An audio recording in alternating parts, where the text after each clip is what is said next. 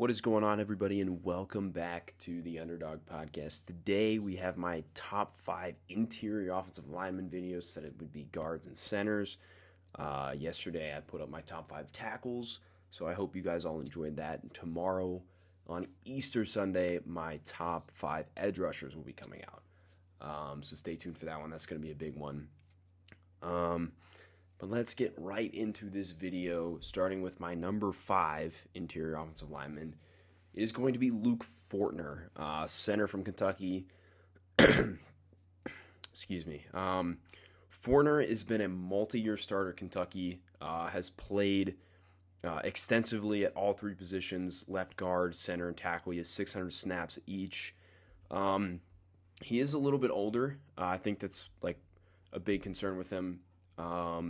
He's almost 24, and he's a little bit on the lighter side, but I think you can bring Fortner in, and he's a high-level backup with a chance to be a starter. I think he's got a lower ceiling, but he's a really, really high floor player. I think he's one of the safest players in this draft coming out. I think he's he can play in both a inside zone scheme or a wide zone scheme or a power scheme. I think he can play in all 3. I think power would be his worst, but I think he can still do it. He's an above average pass blocker for an interior offensive lineman, and he does a really good job at using his hands in the ways that he needs to. He's really good at snapping the ball, moving on a pole and then reach blocking somebody. I think that's something he does really well. He's really athletic, really agile, has graded out really well past 3 seasons as 17th, 45th, and 8th best center in football, but he can also play guard as well. I think he's kind of like a Ted Karras, who was a 6th-round pick coming out from Illinois. By the Patriots. He's like that immediate high level backup, like I said, and then could potentially become a starter. And in a pinch, if you're injured, he can play all 3 interior positions. So he adds a lot of versatility. I think he's going to struggle against power at the next level, being only 307. But and his especially with his anchor, that's going to be a problem. But I think he's going to be a decent run blocker, being that he is able to move. You can get him on the move very well. I think that's something that he's going to excel at the next level. Value for him is probably like late day 2, early day 3, so like around 3-4 guy. I think is kind of his sweet spot. He could go later than that and be a day 3 steal, but I really think Fortner could be a guy that comes in, especially if you're struggling on the offensive line, like interior-wise, and just be a starter right away. Like I'm thinking like the Giants, he might be able to start for right away. Maybe Miami at center, he could start right away and be an upgrade over Michael Dieter. I think those are 2 good landing spots for him. So I am higher on Luke Fortner than most people. Then my number 4 guy on this board is Dillon Parham, guard from Memphis. Parham is one of the most unique players in this class, being that his frame is really like slight for an offensive lineman. I mean, he's like slighter than Fortner. He's 6'3", 311. So he's a really unique body type.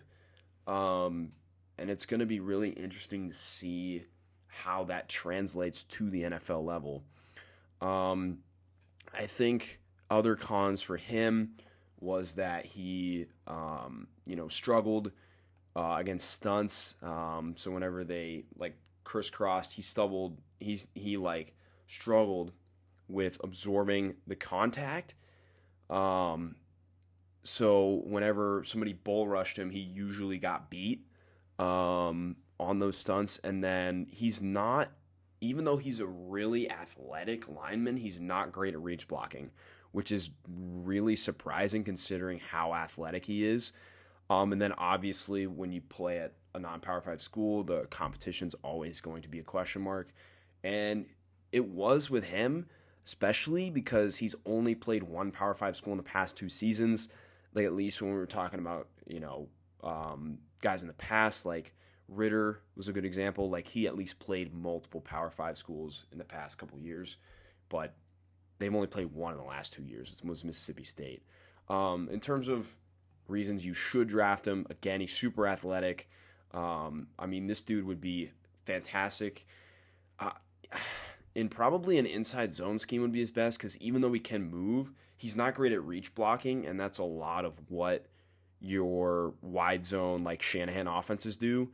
So if you're going to take him as a Shanahan offense guy, he's probably not going to start right away. He's probably going to be a developmental guy working on those reach blocks, working on those seal blocks. That is big in the wide zone offense. He's super flexible. He's probably the best interior pass blocker in this class. Gets really good depth on his pass blocking snaps. And then he plays through the whistle. I mean, his feet will never stop moving.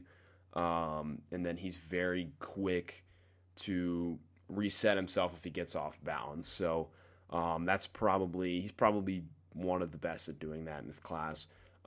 Memphis was a balanced offense. I mean, more pass heavy than not. 554 pass snaps to 336 run snaps. And he has played other positions in the past. He's played left guard, he's played right tackle and right guard the last 3 seasons. So I think that, he does offer versatility. I don't really see him as a tackle, though. I think he's too small, frankly, to play tackle, so that's why he profiles better as a guard or a center. And I think another thing he's going to have to do is he's going to have to bulk up. I think he came in to the combine I think he was under 300 pounds, and you don't see that a lot. I think he's going to have to bulk up and put on some weight at the next level so that he does not get beat. Comp for him would be like Kendrick Green, center out of at Pittsburgh. Just a smaller version of him. Green's really athletic, gets on the move, for that Pittsburgh offensive line, and then plays good in that power one as well. But I think Parham, again, needs to go to an inside zone or wide zone scheme to be successful.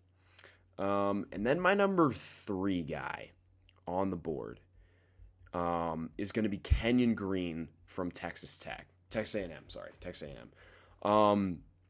Green, for me, I'm not quite as high on him as some other people. A lot of people have him like top 15 on their board. He's closer to 30 on mine. I think that Green, I think he's more versatile and could even play tackle than any of these other guys. Like, I think he's the one guy that I think could play tackle in a pinch if you need him, because he has done it in the past at Texas A&M. I think he played right tackle in 2020, I believe. That was a little bit this season. So Green, I think his best assets to him is his strength, especially in the lower half. He's exceptional there. He's versatile. He's played every position except center in last season. And then in 2020, he played mostly left guard. 2019 played mostly right guard. But did play everywhere last year except for center. And then he's very good at, especially at guard. He's very good at hitting the double team and then working up to the second level. That's what he does very well.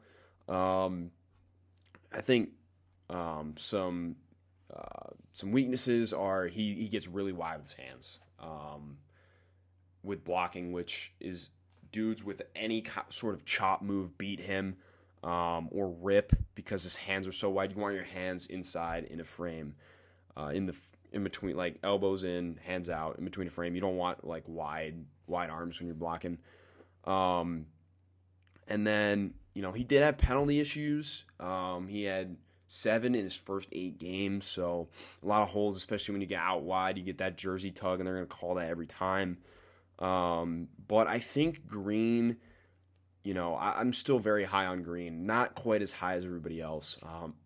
I have him as a first or second round grade. And for an offensive line needy team, I wouldn't be mad at all if he went top 15, top 20. I'm just a little bit lower on Green than some other people. And he did play in an A&M system where they were very balanced offense. 404 pass block snaps to 333 run block snaps. So he is, versatile in the schemes. I think a good comp for him is Isaiah Wynn. Coming out, they're similar build, similar profile, except Wynn was a tackle at Georgia and then stayed. A lot of people profiled him as a guard at the next level, and he stayed at tackle in New England.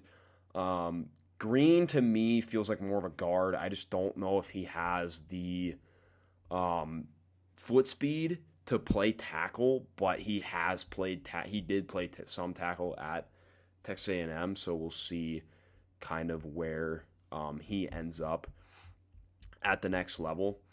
Then my number 2, interior offensive lineman, most people's number 1, but I have number 2, is Tyler Linderbaum from the University of Iowa. Linderbaum was touted as, probably like a top 5 to 10 player in this draft class before the combine. And then he came in and he was really small. But I still think I'm not really concerned about his size. I think Linderbaum is going to come in here and he's just going to be the starter from day one and be a top, 5 to 10 center for the next 15 years. He's graded out probably the best of anybody at center. Make that any position for PFF over the last, since they've been doing college football, which I think was 2014. He had a 95.4 grade last season. So getting into his pros, he's the most athletic offensive lineman on college football, I think, personally, besides maybe the guy that I had at number 1 last time in Evan Neal, and the guy that I have number 1 in this video, which we will reveal after this. He just flies around on football fields. And the wrestling background really helps with that. He knows how to use his hands. He knows how to use his lower body. So that is, that's where Linderbaum really, I think, has a big advantage. Is even though he's small, he knows how to use his hands, knows how to use his lower body to be able to, beat his opponent. And then I think there was big talk about play strength, but I think this past season he did make a huge stride in play strength, being able to play with more power rather than finesse. So I think that was big for Linderbaum, especially on tape this season. I think some cons. I don't think he can play guard at his size. I think he's center only. And then he played in a scheme that was perfect to his strengths, and that power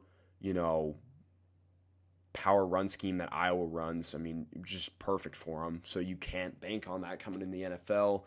And then I think he's not quick to recognize stunts and slants. I think he needs to do a better job of deciphering them. But I think you can't go wrong with taking Linderbaum. I think he's my 13th player in this class. I think he's like the closest you'll get to Jason Kelce, out of anybody we've seen over the last, 5-10 years. But I think he's definitely going to have to, be put in the right situation with the right pieces around him. I think a lot of people are mocking him 31 to Cincinnati. He could go earlier than that to maybe like an Arizona or like a Dallas maybe. It just depends on, how teams view him on the board. But I don't think he should slip out of the first round.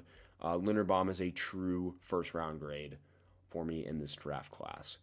And then my number one. I might be the highest on this guy that I have seen out of anybody. It's Zion Johnson, guard from Boston College. This dude is just an absolute mauler from Boston College. I mean, so let's get into why I like him so much. I think he's like, in terms of like what you want in a guard, like perfect body type, this dude's lab built. I mean, he is loaded, lower half, loaded in the arms, just like fantastic build. I think he is the best at pad level. I think he gets low, he absorbs contact, and he just he mauls dudes at an NFL level. I mean, he's not as quick as maybe a Parham or like a Linderbaum, but he is definitely, you do not want to see this guy coming at you, man. And then he's very meticulous in his movement. I think he's very everything he does is with a purpose. I think he's one of the smartest players in this draft class. He understands what to do and when to do it. I think, again, he struggles picking up stunts and blitzes. But I think that just I think that's a lot of offensive linemen coming out of this class. And I don't always think it's on them. I think that QBs have to recognize that, and the center is mostly responsible for that as well. I don't think he's got the best get off, but I don't really see that being a problem if he goes into a power run scheme or something like that. And then he was a late bloomer, but I think partly, that has to do with the way Boston College plays football. I mean, they're more of a run-heavy scheme. As last year, he had 413 run block snaps and 364 pass block snaps. So I don't think he's the best pass blocking guard in this draft class. But when you watch Zion Johnson's tape, this dude just flashes everywhere. I mean, I think he's going to be an absolute beast in the run game. I think he's going to be an absolute just mauler out there, man. I think kind of similar to how Michael Onwenu was, and I think he's going to make strides in the passing game as he goes on. My comp for him is Laken Tomlinson, one of the most underrated players in this league. And I think Zion, if I'm the Giants at 5-7, they're going to go one of the tackles, I think, the Giants are. But if Sauce Gardner isn't there, I'm taking Zion Johnson, man. He's my number 4 player in this draft class. He's just an absolute freak. And he has played left tackle in the past as well. So, there was talk about him playing center, but he played left tackle all of 2020. And he played 75 snaps here in 2021. So he can play left tackle. He can play anywhere on the offensive line. Most versatile guy in this draft, I think, in terms of position value. I don't think he really has that many weaknesses in this game. I just truly believe that Zion Johnson is a home run in this draft class. I have top 5 value for him. And I don't care he's a guard, man. I don't care he's a guard. I would be taking him with one of the 2 Giants picks. But knowing the Giants, they will not do that because they are the New York Giants. Sorry, Minardi, but it's true. So thank you for watching, everybody. That is going to be it for this video. Again, make sure you tune in tomorrow, Easter Sunday, for my top 5 edge rushers. It is going to be a video you will not be disappointed in at all. But comment what you think down in this video. I know that I'm going to get some slander for the Zion Johnson take. These top 5 in this draft class, my number 4 overall player, but I'm here for it, man. That's what I'm here for. I'm here to debate. So thanks for watching, everybody. Have a great Easter weekend, and peace.